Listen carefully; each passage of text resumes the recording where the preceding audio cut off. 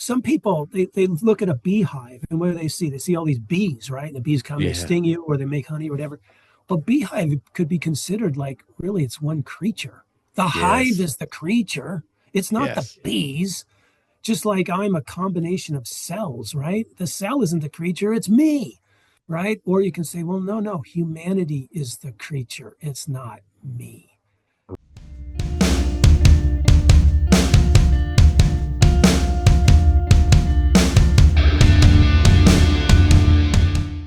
So, John Bliss, you're an author and mechanical engineer, and I got to be honest with you. I'm coming into this a little blind. I didn't have a chance to do much research for this one, but why don't you introduce yourself and tell us a little bit about yourself, and I want to get into the books because I'm really interested in some of the stuff you got going on with those. Okay. Well, yeah. So about me, it's hard to really describe yourself because I think I'm just another normal dude, but I'm not normal.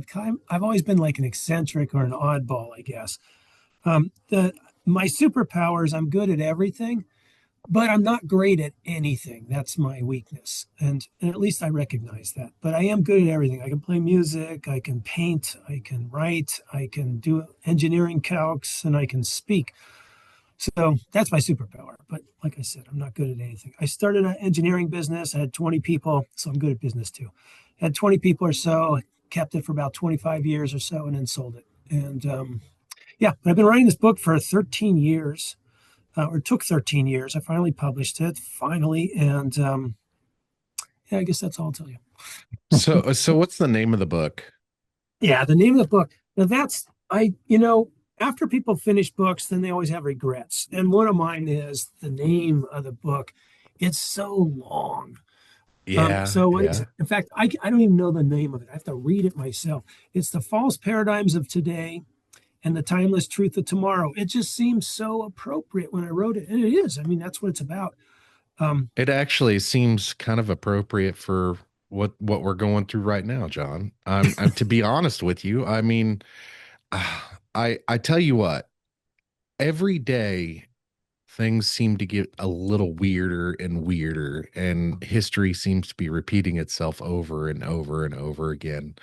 And it's quite amazing to it's weird to see. It's weird to experience, and you're not sure as a person. I'm not sure if anybody else is seeing it the way I am, and it's kind of interesting that we have this chance to come together and discuss things like that. So I yeah, wanted to ask what I was very curious as to what mysticism is. I had to look that up, and to be easy. Okay. eh, go ahead. No, keep talking. I want I you to talk more. So the I looked it up, and for me, I felt a lot of those things that I was I it, the so I'll look up the definition right now. As a matter of fact, I Hmm. have the computer right in front of me. I need to use it. Okay. All right. So when I looked it up, is belief that union with or absorption into the deity or absolute or the spiritual apprehension of knowledge inaccessible to the intellect may be obtained through contemplation or self surrender. And the second definition would be a vague or ill defined religious or spiritual belief, especially as associated with a belief in occult forces or supernatural Yes, agencies. that is so lame. The second one especially was written by someone who's never had a mystical experience, and because they're totally dismissive of it. Oh, it's vague. It's vague. It's not vague. It's just it can't be expressed in words. But it is not Yes. vague. It's very real to those who've had them. And mysticism is not a belief. Mysticism is, oh, geez, I don't even, I never really thought about that. I don't know what it is. I know what a mystical experience is. Right. Um, Yeah. I guess mysticism, yeah, maybe I don't think it's a belief. I I don't know what it is. So I couldn't tell So you. the way I kind of describe some things, like you're very correct in that, like you can't express in words, right? I have difficulty expressing the experiences that I've had in words. And I'll tell you how I got there. It's the use of illicit drugs. Yeah. And and psychedelics. I cannot describe to someone who's never felt that way That's right. how I feel. And that's a great way to like it's more of a feeling. And the way I kind of describe it to people is like the difference between believing and knowing. You know what I mean? Yes. You've heard the word gnosis before, right? Yes. Gnosis. Yeah. Yes. Okay. That's knowledge. And I mean, it means knowledge. And it's how do you get that? You just know. You just know. And it's Yeah. from this mystical experience. It's not from looking and seeing with your eyes and touching with your fingers. It's knowledge received through mystical experience. Yeah, absolutely. I mean, I've taken plenty of hallucinogens myself. So, we are of the same camp. I used to think that you could line up 10 people and I could pick out which ones had taken hallucinogens. They didn't even have to talk to me. I just look at them and I have this feeling he's done it, she's done it. Right. I don't know if that was true, but I always believed that I could tell. But now I've lost that feeling. I've been around so many normal people for so long that I've lost that. But Yeah, yeah.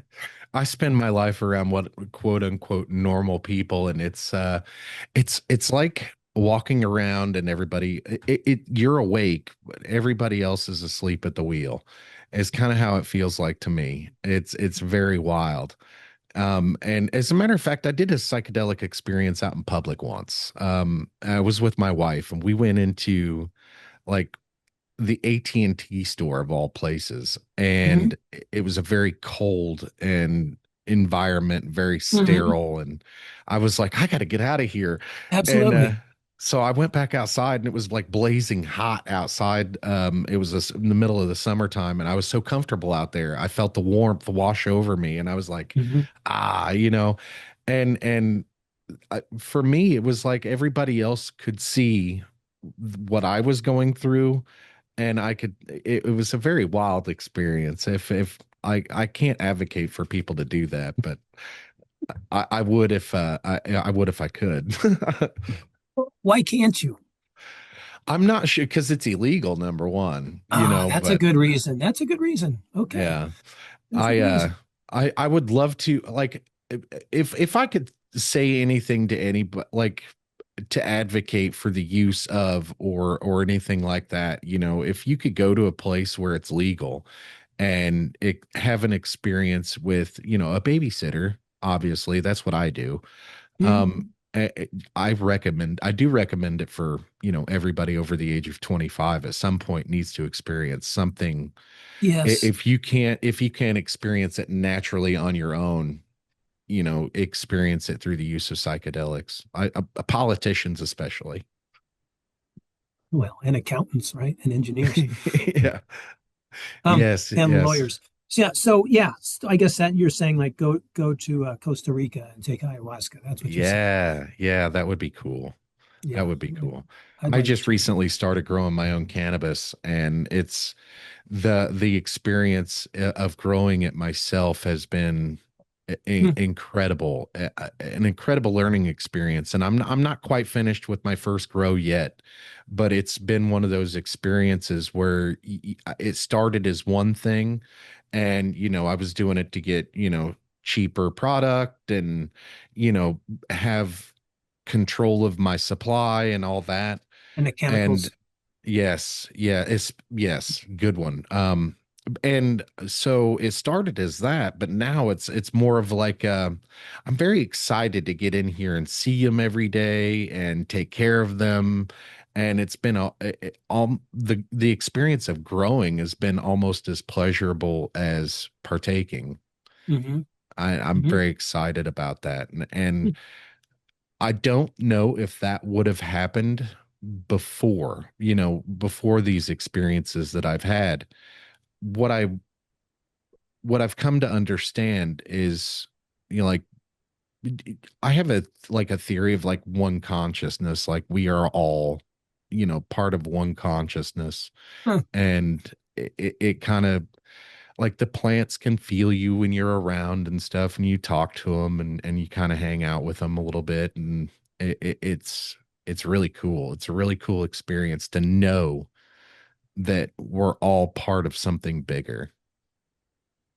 I yeah, I'm in agreement. What's the book? The look, it sounds what you just said, if you're not careful, can sound really trite, right? It's Yeah. not, it's real, Yeah. but it can sound trite. For example, when I talk about trite, I was thinking, if you ran into Jesus you're riding a bus or at a bus stop or something, you say, what's your deal? What you said you're a speaker. What do you speak about? And he's like, oh yeah, yeah. I think you should love everybody. Love. It's all about love. Don't follow the rules. Just love everybody. And people be like, God, that's okay. Well, what do you do? And they turn their back and talk to someone else, because it sounds trite, but Yeah. it's not. But it's part of the problem is when you try to explain some things in words, and especially when you can only use very few words, it doesn't sound very good, Yeah. right? Because it Yeah. isn't trite. What you said, I'm on board. Yes, I do feel that. I do. I do. In fact, this book, I mean, I'm not going to be pushing heavy on the book. I'm just here to talk, and there are it's a great book, and I think you're going to like it if you read it. Um, it's that is partially the conclusion. It's not that one, but it's very close to that. Here's a, I guess, a simile, or I don't know, metaphor. Some people, they look at a beehive, and what do they see? They see all these bees, right? And the bees come, they Yeah. sting you, or they make honey or whatever. Well, beehive could be considered like, really, it's one creature. The hive Yes. is the creature. It's not the Yes. bees. Just like I'm a combination of cells, right? The cell isn't the creature, it's me, right? Or you can say, well, no, no, humanity is the creature. It's not me. Right. Humanity is the creature. And if you look at your life, or if you look at history, or you look at almost anything from that different viewpoint of, it's not about me, I'm going to die, just like my cells die, and no one, doesn't matter, my cells die, a different one will replace it. Right. Same with me. I die, I'm replaced, I'm forgotten, it does not matter. Humanity goes on. Humanity is the real thing that matters. And Yes. that's And pretty much what this book is about. what's pretty funny about that though is then you get wrapped up into your emotions sometimes, and things maybe get overheated. You may get overly sad or overly angry, and Mm. that becomes harder to remember for some. Ah, For me particularly, it gets harder to remember when in the heat of the moment, like, none of this shit really matters. or you can also, another historical approach is, how many millions or hundreds of millions of people felt this before, or been through this same situation before. I've actually had that thought. Yeah. I actually have that thought a lot, to be quite honest with you, especially in those deep reflection moments of when, in moments of frustration, I often think of like if I'm in a situation with more than one person, more than myself, I often think of the other person and how frustrated they may be or might Mm. must be. If I'm this frustrated, Yeah. imagine how the other person standing in front of me feels. And it Mhm. often de-escalates things and helps. That's just basic emotional intelligence, right? Yeah, I do the same. I do the same. It's amazing. I Mhm. wouldn't have felt none of any of this, like when I was 25 or younger. So No, no. I think that a lot of this comes with age and wisdom, and so what what made you want to write a book All about right. these things? Yeah, so you're gonna like this. I was uh, I was probably 25 or so, and I was on the beach near Santa Cruz. I don't know, maybe it was Santa Cruz, and I was with my brother, an older brother, and his friends, and we all decided to take mushrooms. And so I told you, like, I knew. And so we did, and they all felt it. I guess the words they said was they were coming on or whatever. I don't know what the real term is, but they felt it. I didn't. They felt it. They all just kind of disappeared. They went off together somewhere. I don't know where. I don't remember the next 6 hours. I don't know what happened, but I do remember the last couple hours. And I remember it was about 4 in the morning, and I found myself laying face down on, or stomach down, on the beach, and this song kept playing over and over. It's to me, it's the most beautiful song ever written. It's OK Sarah, and it's by Milton Nascimento and Chico Buarque. And they're Brazilian singers from the 60s and 70s. And I don't know what it's about. It's in Portuguese, right? I've read translations. It seems really intense, but who cares what it's about? It's what it meant to me. There's these repeating um, these repeating trumpets that seem so sad. They just this repeating. I don't know how to describe it. It was just very sad, and I saw it. Just felt like everything is futile. Everything we try, it just it doesn't amount to anything. And and their voices were also really sad. They all trailed off. Every verse they kind of trailed off into kind of that same futility. Anyway, the image in my mind, though, or what I really experienced was I saw my life, let's say from way out, and I saw myself as young as I was, idealistic. I had these great ideas of these great things I'm going to do with my life, and I was going to get married, and then I was going to have children, get a job, and then die.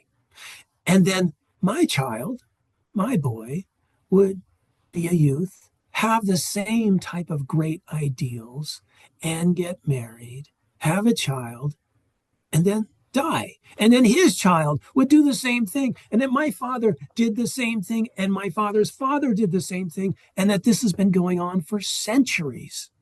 Yeah. For all of humanity, it's been going on.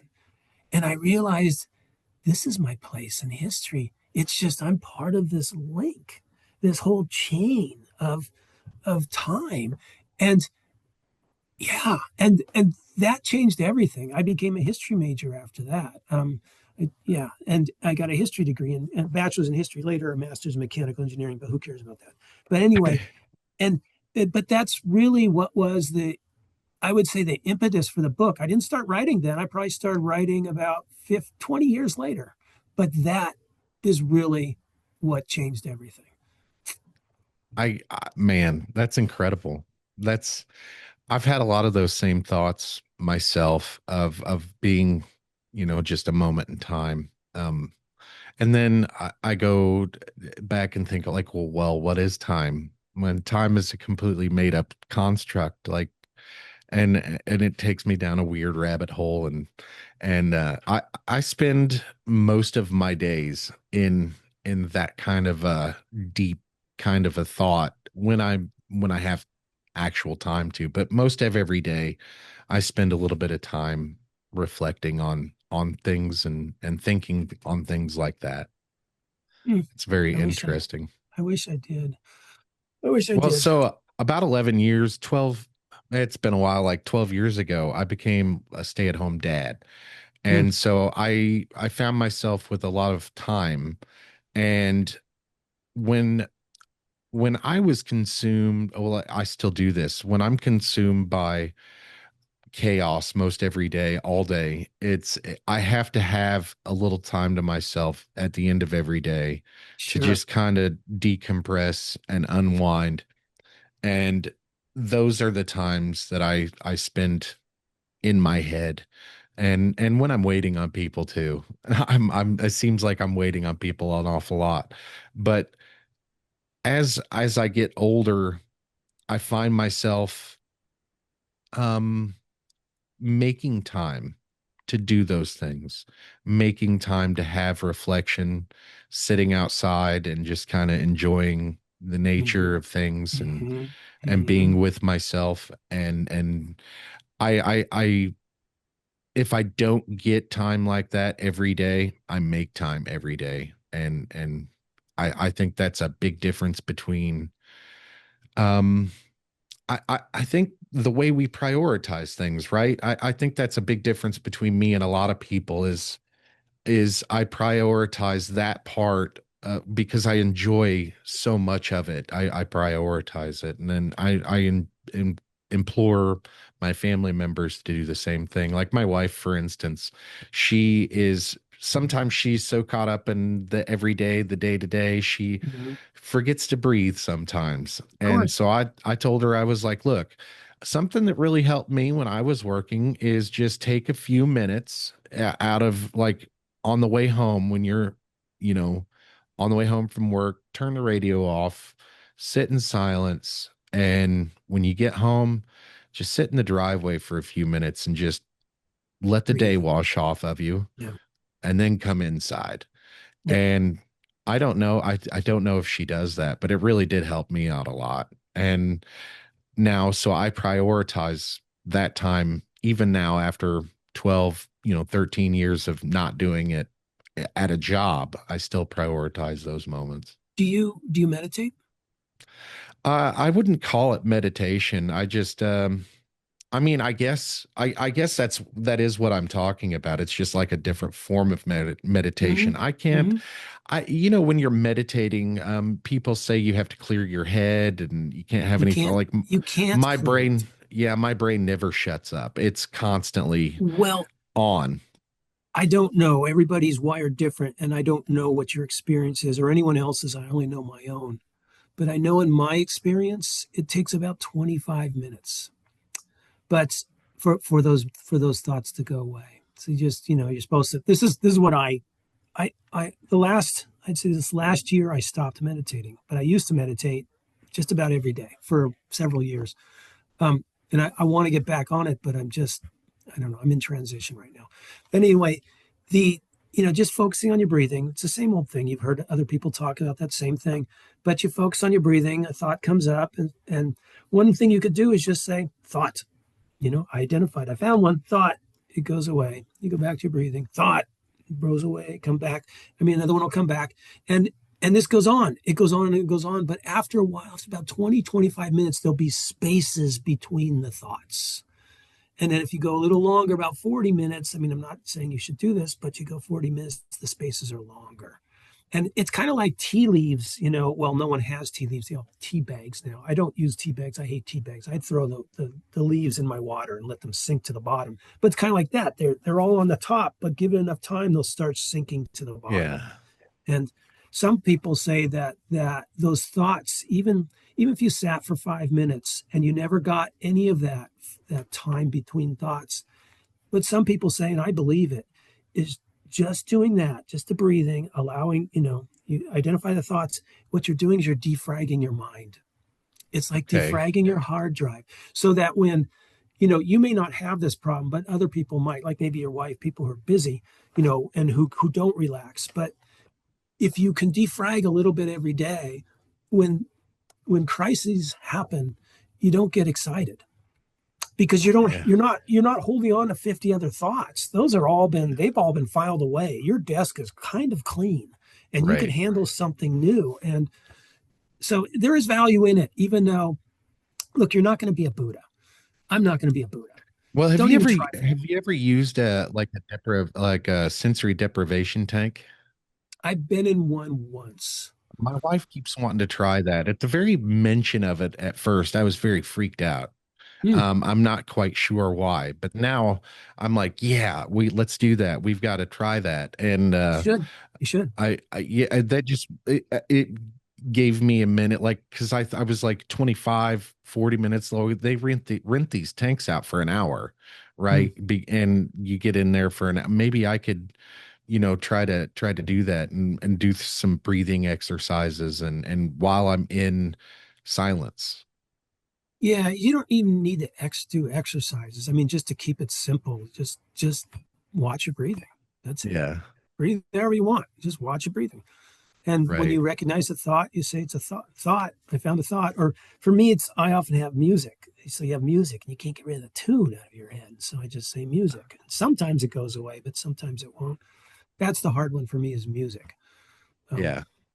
yeah. For me, I don't know. I think about I don't know how to describe how I've seen videos talking about like ADHD and stuff. Like I'm ADHD diagnosed.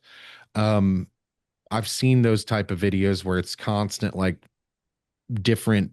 phrases and words like ruminating, and that's not really me, but I'm always thinking. There's always, But you're and not alone. You're not alone. yeah, well, I'm just now think or like I'm just now finding out that not everybody thinks the way I do. And Oh, that's true. that's kind of where I was like when I was younger. I thought that everybody thought like I do, and everybody had an inner voice or a mind's eye. And now I'm finding out there's people that don't have mind's eye. Are you kidding me? You know, like I read books, and like it's more for me, my mind's eye is more vivid than like it's better than any movie that I've ever seen. Hmm, The special effects and stuff, and inside my own head hmm, as I'm reading the pages on a book, hmm. I'm finding out that not everybody has that. And it's incredibly um I don't know if it's sad for them or happy for I'm glad that I have that That's your ability. superpower. Yeah, it's your Yeah. superpower. But they might have other ones, like maybe they can play basketball better than you or something. That's for sure. That is Right. what yeah, I'm terrible at sports. I am so I can't even bowl good. I No. used to get trained when I was a kid. Like I was in classes for bowling, and my parents were good bowlers, my grandparents were good bowlers, and I was terrible at it. Yeah, me I have too. very my coordination kind of sucks, but like you said in the very beginning, like you're good at a lot of things, but you're not great at any one thing. That's kind of me. I tell people like I'm I know a lot about I know a little about a lot, but not a lot about anything, you know. It's kind of like and I've always told people like really the only thing I've ever been good at is being a dad. And hence the name Coffee with Bearded Bad Dad. It's one of those Yeah, yeah, yeah. things. Yeah, but so how old were you when you first started writing the book? I'm 62. So 13 years, that'd be 50, 49, 49, And it took you how long to complete it? 13 years.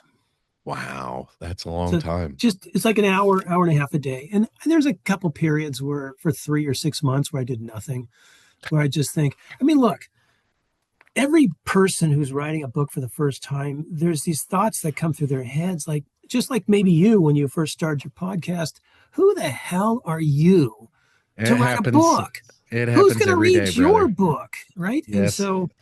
so that would sometimes get a hold of me, and then I would stop, and it's like, That's yeah, kind of where I'm at right now, as a matter of fact. So I'm actually coming down off of that. ah, So September 10th, Charlie Kirk was assassinated, and right, that I it wasn't yes, of course, I was very sad about his assassination. I didn't know Charlie personally, but I wanted to get him on the podcast. I wanted to talk oh, to him, crazy, and crazy. I talked to some of his friends, and so I was very emotional about it, but that's not what really got me. It was afterwards. I have to use social media for like work, and I Mm, got on social media, and I was just kind of stuck on it for like 2 or 3 hours, and it was so negative, and everything was hate, and it that's was right.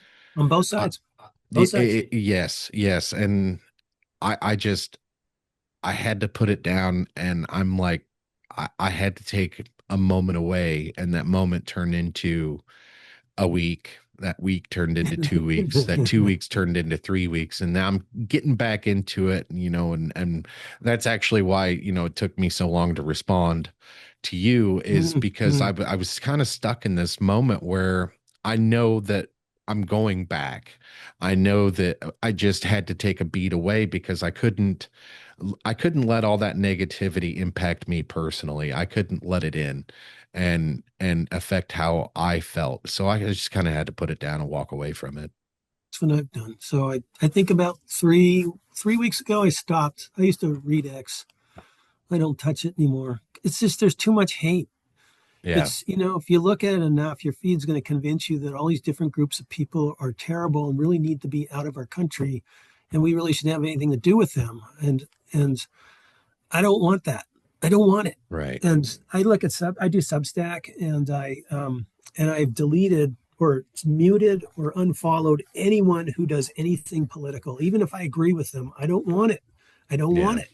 it. And now I'm getting really cool stuff on Substack on my feed now, because just philosophical thoughts like, Yeah, that's crazy how that happens, right? I mean, I kind of get political on the podcast. Like for instance, I was talking to my brother yesterday and we got political and we were talking about, different ideologies and I don't really have an ideology, but I do like to speak my mind on Mhm. different topics and I do have an opinion on lots of things, but I try not to be overly negative about things because number one, it impacts the way I feel for the rest of the day.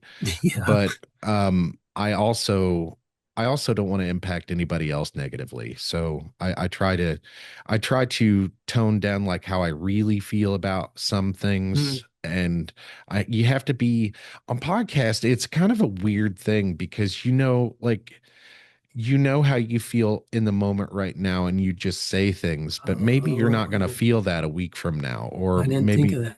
yeah, Yeah. and right now, like there's lots of things out there that are just forever, and I might not feel that way tomorrow, Mhm. or I might come across new information that makes me sound like an idiot, Right. so Right. I'm consciously aware of that while I'm talking, and it makes for interesting conversations sometimes that have to be edited down for length sometimes. Like, well, I think the longest with podcast we've done was 4 hours. Oof. Yeah, yeah, It's like and the baseball it's game last night. We had a, yeah, we had a 5 hour baseball game. yeah. I actually I'm I'm actually more of a football guy, but I got really upset with the MLB and my baseball team. I'm actually so I was keeping DirecTV just so I can watch my Royals play, and Mm, they had a package on DirecTV that was $4.99 for the package, and I was like, well, it gives me access to all baseball, and right. that's not so bad.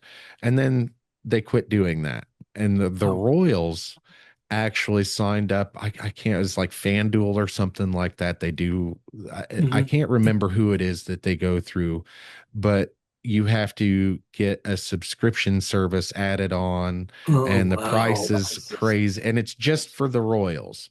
Hmm. And I was like, I can't support that. And I haven't really been watching baseball this season, but I'm Hmm. a pretty big baseball fan. I'm Me. actually more of an NFL fan, but baseball is the season's longer, you get more games, and there's more. I feel like there's more drama in NFL short term, but baseball fills a long term need. Yeah. No, it was pretty neat. I mean, I just watched the last 3 or 4 innings, but it was 15 innings. It was a That's nuts. Seattle over Pittsburgh. It's pretty amazing. Or not anything Pittsburgh, over Seattle over Detroit. Detroit. anything over nine's free baseball. Yeah, Amen to that. So let's talk a little bit about religion. Have you noticed like an uptick in Christianity and religious well, religiosity over the years? I saw a downtick for many years where a lot of the kids I was running into were all, I mean, ran into so many atheists. So Yeah, I, yeah. ran Or this or engineering company, and or engineers, maybe. people that said that they were atheist and didn't really Yeah, understand the right. meaning of the word. Yes, Yeah. that's right. That's right. They really weren't, or really hadn't thought about it too much. I think that most people don't really think too deeply about religion. Um, yeah, I think that they just don't think about it much. But yes, that's what the media is saying, that there is an uptick in religiosity, and it may be true. But okay, so that's interesting. Yeah, I think it's probably true. And certainly there's a resurgence in Christianity here, and in Africa, Christianity's taken off supposedly. And but so one of the things in this book that's mildly interesting is, there's a so in the I think it was in the 60s, there was a bunch of books that were put out, maybe in the 50s also. It's like 13 volumes by a guy named Alfred Toynbee. It was called A Study of History, and everyone had him. He was kind of like a lay historian. The academics hated him, but the people loved him. And and his whole thing was that, you can look at civilizations and they rise and then they fall. They rise and Yeah. they fall. Well, this we all believe this now, but that's a Toynbee thing. Actually, Spengler, a historian before him around World War One, came up with that also. But but Toynbee, he looked at all these different civilizations and showed how they rose and fell. But he also said, and by the way, he's had many, many mystical experiences, that one. And not using drugs. He would just like he'd go to some battlefield and he was there. I mean, he was there during the war. He just, Yeah. he felt it. But anyway, he he he believed that when societies or civilizations are at their low point, which on the way down, that's when new religions are born. That's when people really, yeah, it's because all the old systems, they're not working anymore, right? Nothing's Yeah. working. No one trusts the elites anymore. All the systems are breaking down. And so people, they're looking around, and that is when religions form. At least that's what he said. So, for example, his examples were, well, let's see, when did Islam come? I think it came after, oh shoot, I'm going to screw this one up. The Ottoman, was it the Ottomans? Oh, I'm going to totally screw this up. The Persians were fighting the Byzantines for quite a long time. Yeah. Out of that, they had wiped out the Middle East. So many people had died, and the economy was ruined, and this had happened over maybe 80 or 100 years, and then came Islam or Christianity. The Roman Empire was kind of like decaying, and then all of a sudden, oh, I don't know. That's what he said, and he, yeah, he's dead now. I mean, but he projected, he thought, he could be wrong, but that the new religion is going to be some kind of an amalgamation of all these other religions we have. I don't know. Yeah. That's what I he could said. see it. I could see it. I've actually been talking about it for a while now. I see a lot of things changing, and the more things change, the more they stay the same, kind of thing. Mhm. Like I often wonder, like, how many times have we been in these exact spots in these exact moments before in history? And I often think about, like, what was it like right before World War One popped off, World War Two popped off, so on and so forth, and that's kind of where we're at right now. But Is right before no, a major conflict. okay, that may be true. That I believe, but I think that right before World War One was way different than now. My thinking is that World War so up to 1914 we were an incredibly positive. I mean, people really believed in progress. We believed in science.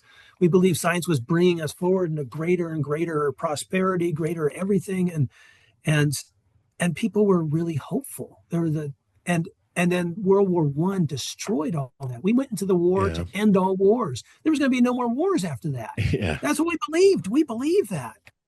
Yeah, it didn't happen, right? And what we learned was, oh, science just made bigger weapons and made better ways to kill people. And our Yeah. leaders are really stupid. And they had all these 20 million people died in World War One doing stupid things, just sitting in trenches and rushing towards other trenches. How stupid is that? And and that kind of, as I saw it, ushered in an incredible change in American feeling, at least towards incredible negativity. And if you look at the literature came after World War One, you get what, existentialism. Oh, there's no meaning in life. You just got to make it for yourself. Or a lot of novels where, what are you? Oh, I'm just a cog in the big machine, in the big, cog in the wheel of the big machine. There's no nothing here, and there was just meaninglessness. And then what happened to art? It went from beauty to this abstract, well, garbage, I think. And music, it went from, I don't know. I can't say so much about music because I don't know what was going on early, before the World War. But it, yeah, I just think that things went from beauty and from belief in progress and human potential, and then it just went to hell. It Yeah. did, and that Yeah. was so. I don't think this is at all like before World War One. at Well, all. a lot of the people that I talk to right now are kind of wanting to go back to simpler times Hmm. in their own lives, and now granted, like when we get off social media, we're still in our own little bubbles, right? I mean, Yes. we really only talk to people who have the same type of thoughts and stuff like that. So we're all, no matter what, social media or not, we're gonna have these echo chambers. Um, but when we talk to the folks we know, when I talk to the folks I know, people are wanting to go back to like a simpler time. Most of the people I know are very family centric.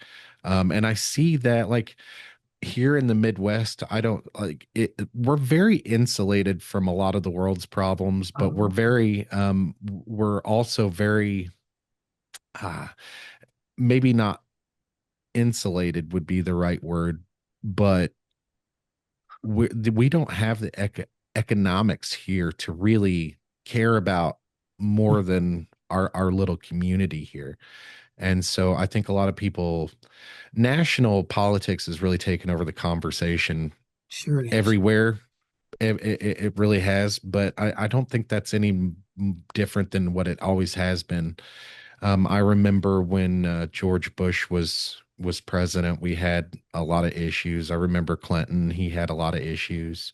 Mm. So I don't think it's really politics. I think it's more, I think people can't people here I think it really comes down to socioeconomics and the people who can afford to progress and go that direction, that's where they're going. And I think the people who see things for the way they are or can't afford to do Mm. that are like, Mm. well, let's go back this way and do those things that used to work.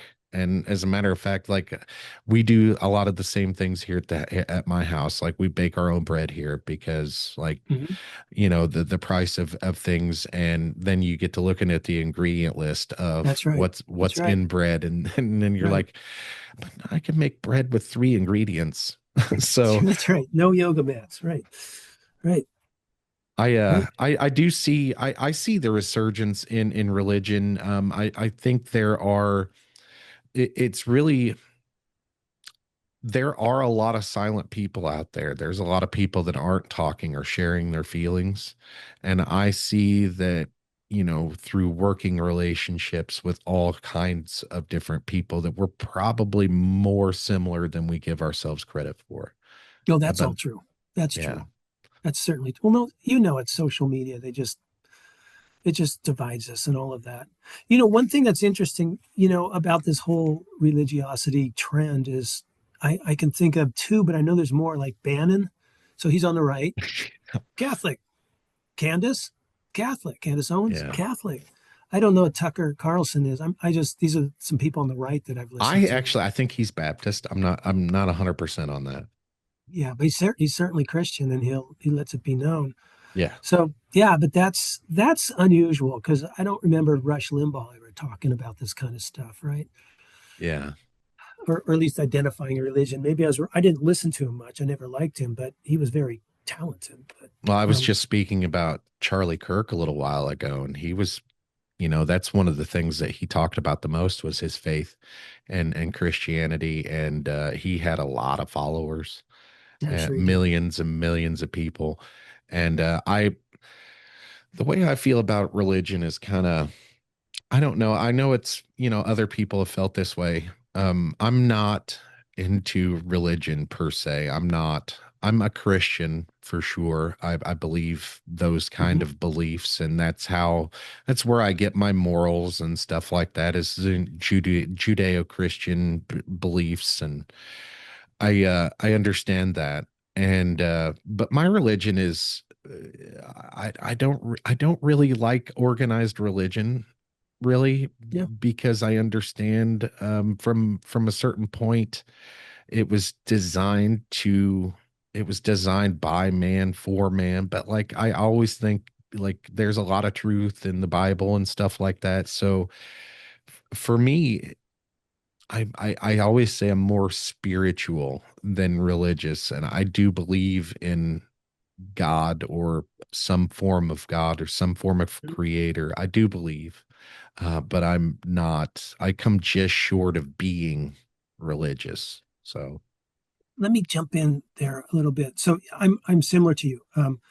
I I uh, okay. So you've heard of Abraham Maslow, right? He did that whole hierarchy of needs. First, you yeah, need, yeah, I don't remember the hierarchy, but I think it's like you need shelter first, then you need food and water, then you need a community to protect you, then you need love, and then you need something to live for, etc. But you don't need something to live for or ideals or any of that stuff unless you have shelter and food. That comes right. first, right? You don't need love until you have food. And excuse me, I got a cough again. Oh, no worries. Excuse me. And so he also did a study on religion, and it was really good. He talks about two kinds of people. There are peakers and there's non-peakers. Peakers are people who touched God and who had mystical experiences, or he called them peak experiences, but not the peak experiences. We've redefined the term. We If you jump out of an airplane, we call that a peak experience. That's not a or if you win the lottery, that's not a peak experience. That's an exciting experience. That may be something you remember for the rest of your life. But what he meant by peak experiences is touching God and feeling that oneness and that wholeness and just the that you will never die. And and he said those, first off, you can't communicate peak experiences to anyone. We already went over that. You can't communicate it, right? You can't explain to a blind man the difference between blue and red. You just can't do it. They're not going to get it. So so Jesus Christ, here he goes and touches God and is with God and knows everything, at least momentarily, or maybe for a long time, I don't know. And he can't express it. So what's he do? He talks about what, these maidens with lamps with oil, and some of the oil burns out. Like, really? Or he talks about the kingdom of God. I mean, these are so, it's so abstract. It isn't like, look, this is what I felt. I felt this, and I felt this, and I felt this. You can't express it. And he was reduced to, just like every other teacher, telling stories, parables, right? Yeah, And the thing is, though, even if he could express it, even if he was able to and had this incredible capacity of language that no one else has, the people around him wouldn't understand it because they're non-peakers. So peakers can experience God, non-peakers cannot. And non-peakers don't get it. They're the blind man who can't tell the yeah, difference between red and blue. They can't get it. And peakers are, as I see it, they're the artists of religion. They're the artists.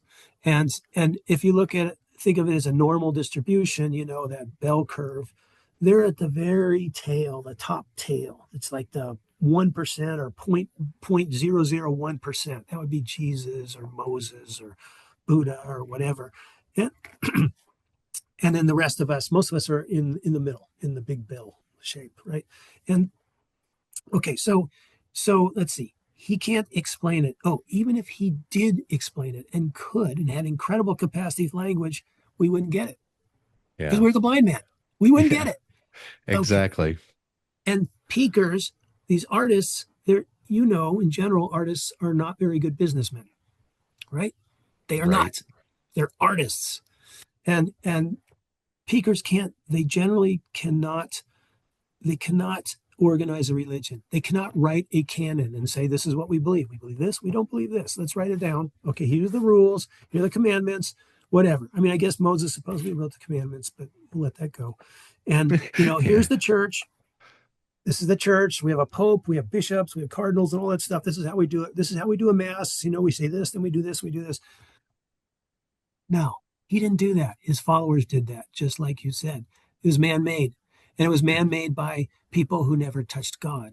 So Well, they lost. Go ahead. they may have because there's an interesting some interpretations could be sometimes when you read some things in the Bible, it could be interpreted as psychedelic use, Are you talking about you're like the talking about the burning old, bush and that's Old yeah. Testament stuff. I'm talking more about just New Testament stuff Oh from the yeah, yeah, apostles. yeah.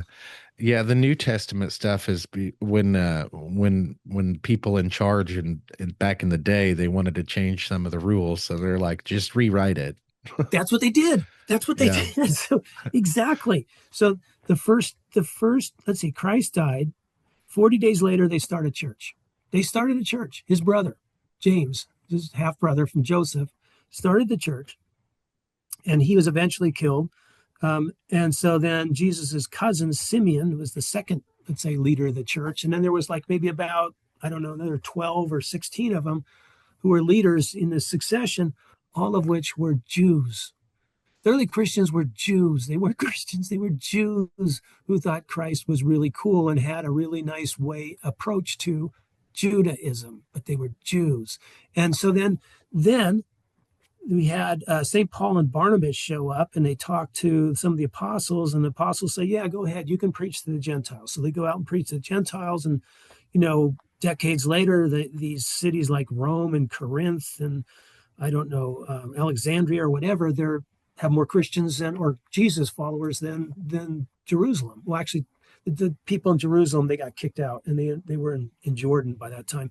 But and so they became the real center of power, and they kind of just started pushing them away. It's like, you know what, we're not doing this Mosaic law stuff anymore. We're not doing that. That's not the Christian church. And so the Christian church kind of got it, or the original Christian church got erased. And, they followed the gospel of the Hebrews for like 300 years, 400 years. It's gone. Doesn't exist anymore. And the gospels that we have, so St. Paul was around. His writings and the writings of Clement of Rome, who was the third pope, are the only writings we have from the first century AD. That's it for Christian writings, Yeah. Clement and Paul. Some of Paul's, they say, are forgeries. I don't know. I don't know any better. But we have Paul's writings. Okay. And Clement. Neither met Jesus. The Gospels we have were written 80 years after probably the last apostle died. Yeah. So, assuming the apostles were the same age as Jesus, assuming they died at 80 years, the Gospels were written around 160 AD. It's like a game of 160. telephone. That's exactly what it was. And I Yeah. think what happened was they didn't just write them from scratch. They had all these other gospels. There were a whole bunch of other gospels, and then they would integrate them. I'll take some of this part, and I'll take some of this part, and then they make a better version. And then they take, and then it just evolved, I think, is what happened. And then we end up with these four gospels, but they weren't written by, the apostles. No, of course not. And another thing that was really interesting is the whole idea of virgin birth, and the miracles that didn't come until the second century. No one wrote. Paul never talked about that, and then Paul Yeah. never even talked about a resurrection in bodily form. He said Jesus resurrected as a spirit. Yeah. That all came in the second century. Yeah. And so, just as you said, it evolved.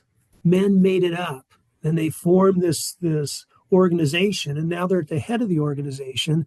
And it's like, yeah, I'm the head of the church, and it's like, yeah, that's great. I'm just going to do whatever it takes to keep me in power because this is a good gig I got going here. Exactly. Exactly. Yeah, That's exactly how I feel about organized religion, man. You were talking about peak experiences, and I'm talking about jumping out of a an airplane, right. like skydiving. I can kind of empathize, sympathize with that because like that's how I feel when I go on roller coasters. Like it's a peak experience. Like I love roller coasters. I know they're probably safer than what I imagine them to be, but I know accidents can happen too. Sure, sure. But when asked why I love roller coasters more now as, a 40-year-old guy, with kids and everything. And I'm like, well, you know what? After you have kids, nothing else is scary. Oh, And they were like, well, what do you mean? I'm like, scariest thing that could ever happen to me is something to happen to one of my children. And so right, I right. I I talk about those peak experiences like I think my peak experience would have been having my children and being, the fact that that is my history, that's a piece of me that will be in the future, and then they'll have their own kids and so on and Mhm, so mhm, forth. mhm. And so peak experiences, I'd have to say one of the greatest things that I'd ever done is to have kids. Do you have kids? I have one child. Yes, I do. That's I do. awesome. That's awesome. No, So and I'm you glad know I do. exactly how I feel. Hmm. And you know when like when they're 2 3 years old and they have those high fevers, you know, and Oh, those sleepless nights, how awful that feels, you know. And or I don't know if many people have had this experience where um you turn around for a split second and you think maybe something's happened to them, you know, like nothing is oh, scarier yeah, than yeah, yeah, yeah. nothing is scarier for me than something happening to one of my kids. And Yeah, no, I got that. so it's one of those things like peak experiences. I can resonate with that, and I can empathize, sympathize with the folks who would think that jumping out of an airplane is a peak experience. Well, maybe that is their peak experience. That's what they think about. Well, it's just to Pete the I'm not denigrating jumping Well, out of an yeah, airplane. that obviously. It's just that it's a different thing than touching God. The peak experience, Yes, they'll yes, I always agree with that. remember. They'll always remember it, but it may not change them as a person. It may not. Whereas you Yeah. touch God, it changes you forever. You're not the same. Yeah, absolutely. And I don't know if I've actually had one of those experiences. I've had what I would consider, you know, like mystic experiences where I obviously I'm touching on something that is ordinary people can't see sometimes.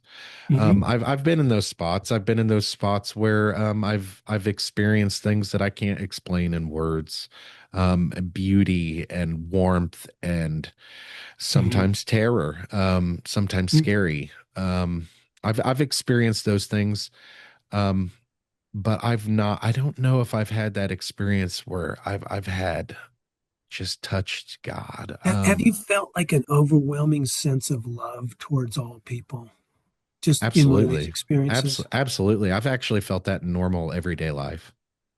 Okay. And a feeling of, or at least in mine, so I've had a few. I mean, the one I mentioned, I don't know if that was really a mystical experience, but the ones that I have had, there was this overwhelming sense of love towards everyone, and also a feeling of indestructibility, like I can never die. I will never die. Those are two of the things that I've felt. But Oh, yeah, yeah, just a I've feeling of felt both of those. so maybe you have had maybe you've had mystical experiences. I mean, it's not like you see Jesus looking at you and talking to you. That's not Right, that's not. right, right. I guess the way I could one experience that I can really um describe really well was one night I was on under the influence of psychedelic mushrooms and it went outside and I felt everything. I felt the wind Hmm. move. I Hmm. felt I felt like the trees were talking to me with their Hmm. leaves rustling and I could hear and feel the grass as the wind's blowing through the grass. And I just in that moment I was like, yeah, this is it. We are all together. Hmm. Hmm. And I felt like I was part of one environment. And I guess that's probably as close as I could say that I felt to having a truly spiritual experience where it didn't feel like I was me. I felt like I was everything and that we are all I I I think say this one that's thing. by definition mystical experience. Yeah, What you yeah. just I said. say this one thing that um that when I talk about religion with I talked about religion with my brother one day and I said, you know, we are all God.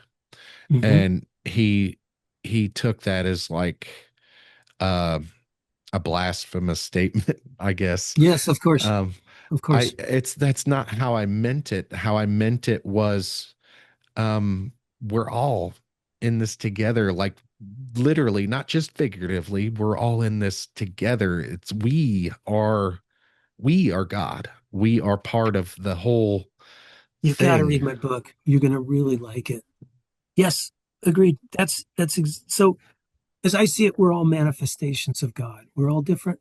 We all have different goals in life, different talents. We all have to do different things, different roles we're supposed to play. A lot of us will never figure it out, most of us. That's all fine. But we are all God. Absolutely. And there was in, in, gosh, when was it? Let's see, 1800, maybe 1850s, a guy named Comte.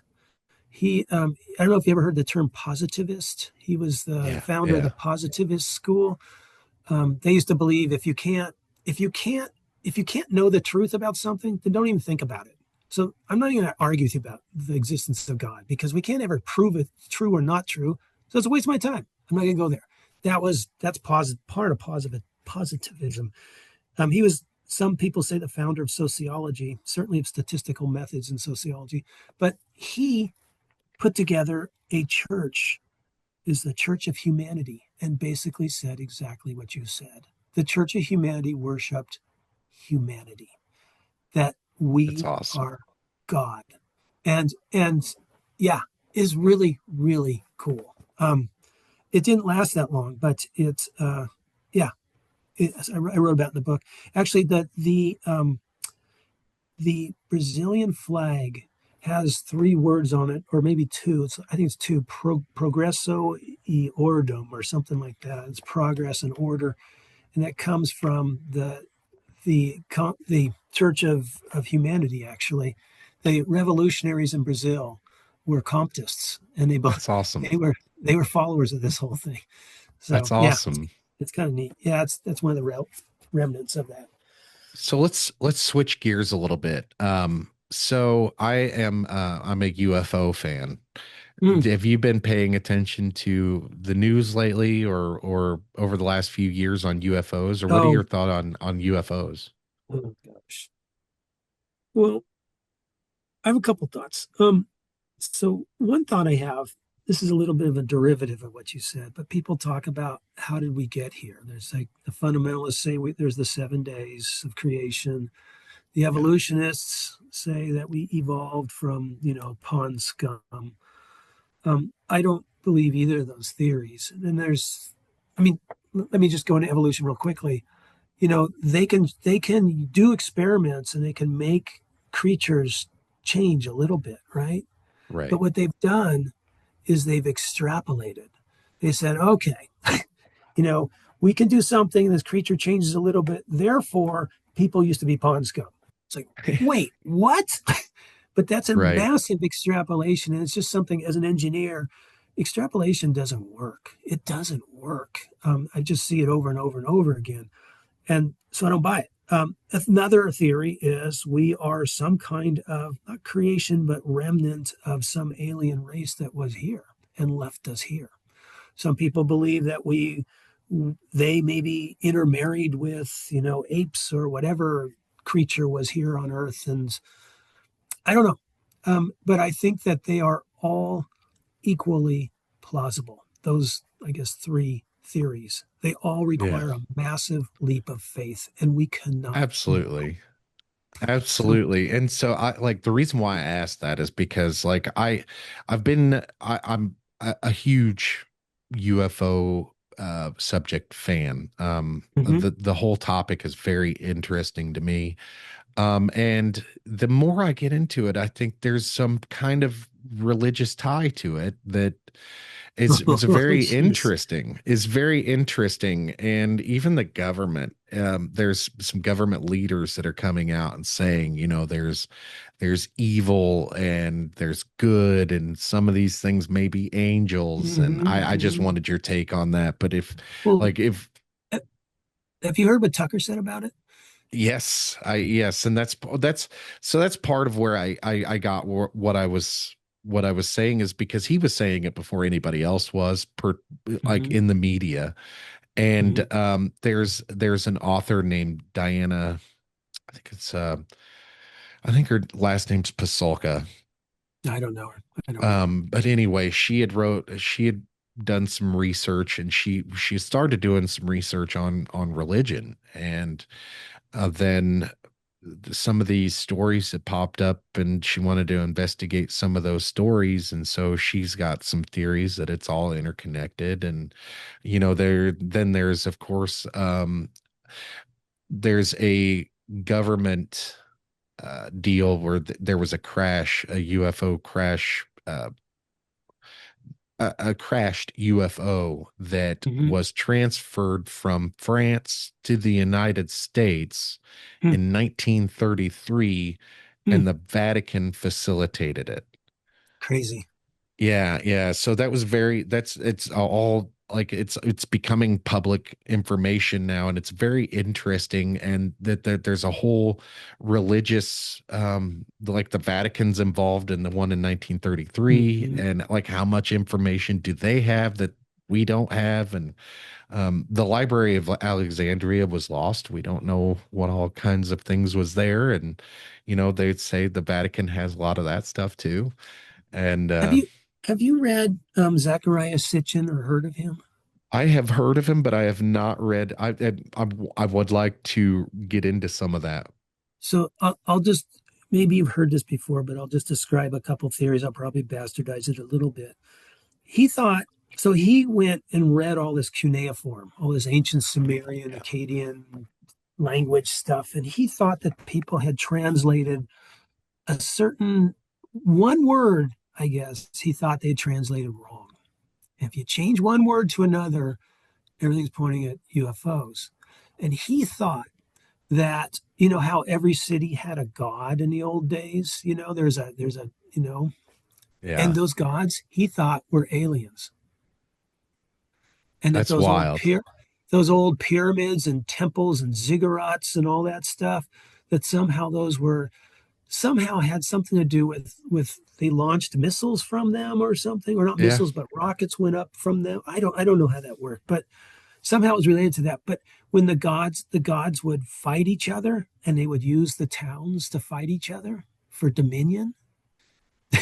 It's yeah, crazy stuff. And then yeah, he talks about the Jews when they left Egypt, right? And so what was God? He was, in the daytime, he was a tower of smoke, and at yeah. nighttime a pillar of light. That they thought it was a spacecraft that was leading them, although it didn't lead them very well. It took, what, 40 years to get where they were going. So maybe Right. that kind of ruins that story. But It's yeah, a big it's star. it's really fascinating And reading it to really look is. at him. If you'd asked me, 20 years ago, if like, what do I think about? Oh, it's all made up crap. 20, Mhm. 20 just 20 years ago, and with a little bit of age and wisdom, you're like, I don't know. I just don't know. Like, it's very interesting to think about. It's very interesting to talk about. Some of these things we might be able to prove.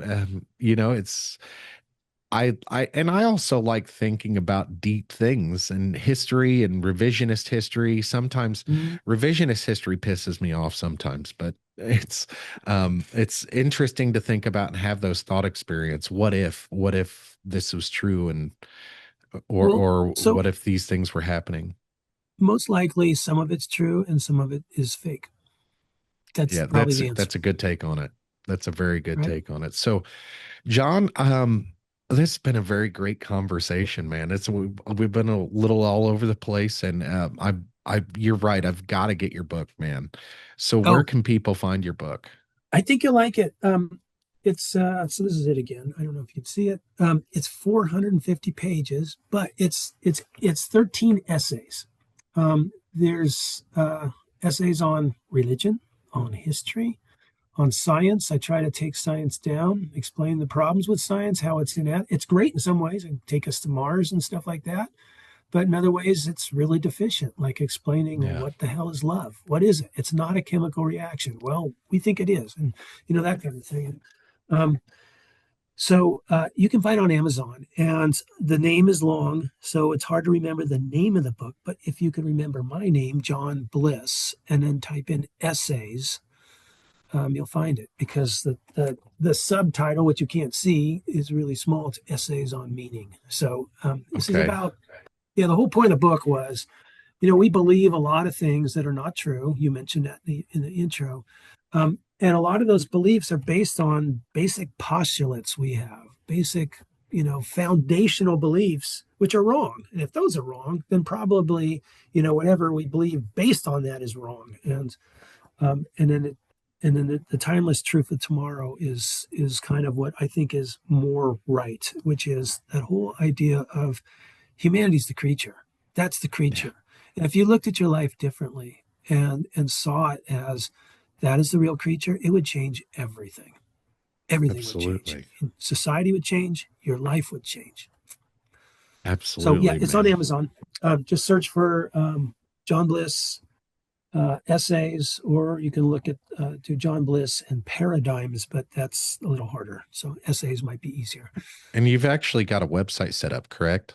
I do. It's Skeptica Press. But Skeptica, yeah, of course, it's not spelled right. Or it's spelled wrong on purpose, but SKE, yeah.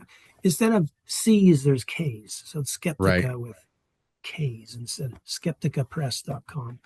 And that tells more about the book. There's a bunch. I'm on Substack too. I think it's Skeptica is the name of my Substack. I don't remember. Um, Yeah, we'll put all the links and everything in the description down below. oh, cool. Um, John, it's like I said, it's been a very, very awesome conversation, very great conversation. Um, let's keep the lines of communication open. Let's do this again sometime. That sounds great to me. Thank you very much. Awesome. You're welcome. And before I let you go, you had mentioned futility a little while ago. Oh, Um, I think all this fighting is pointless.